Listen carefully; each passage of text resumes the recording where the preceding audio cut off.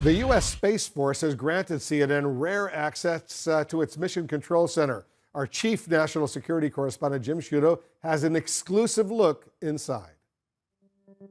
Inside Mission Control at Buckley Space Force Base in Aurora, Colorado, Space Force Guardians, as they're known, fly the nation's missile warning satellites. Using infrared sensors, these satellites, orbiting 22,000 miles above Earth, scour the planet 24/7 for missile launches and nuclear detonations. We never stop, always vigilant, and we've never failed, because that's how important this mission is to our nation. We provide decision quality data to tactical warfighters on the ground to save their lives.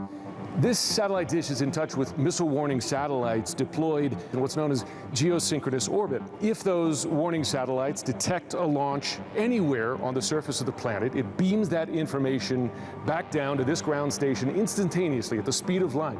And then Space Force sends that information, that warning, around the world to U.S. forces deployed abroad or here on the U.S. homeland. In January 2020, these satellites sprang into action, detecting multiple missiles from Iran, targeting the Al-Assad air base in Iraq. Before those missiles rained down, within minutes, Space Force had delivered a life-saving warning to U.S. units on the ground. Space Force Specialist Sally Stevens was on duty. It is lightning fast. Right, and quick enough for them to take action to protect themselves. Absolutely, especially in the Al-Assad night. Not very often do we get reminded of where our end data gets to, and that night was a shocking reality.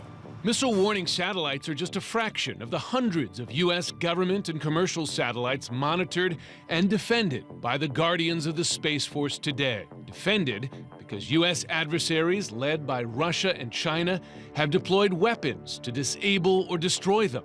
Space is a warfighting domain. It's the reason that we stood up the United States Space Force as a separate service. So each and every day, we're training our operators to deter conflict, but if deterrence fails, to compete and win in space.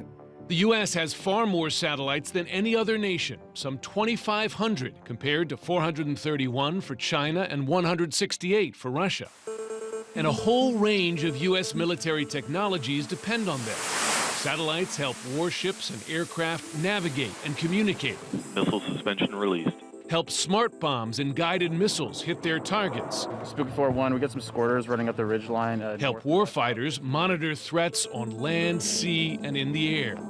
There's nothing we do as a joint force, whether it's humanitarian assistance, disaster relief, or combat, that isn't enabled by space. More than many Americans realize, civilian technologies are equally dependent on space. The nation's constellation of GPS satellites, flown by 2nd Space Operations Squadron at Schriever Space Force Base in Colorado Springs, is the backbone of multiple critical infrastructures. The financial sectors rely on positioning and timing information for precise banking operations and transactions.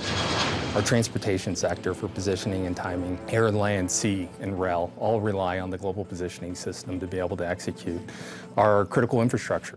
The danger for the U.S. is that greater dependence on space equals greater vulnerability to attacks in space. China is launching kidnapper satellites with grappling arms capable of plucking satellites out of orbit. Russia is deploying kamikaze satellites capable of ramming and destroying U.S. space assets.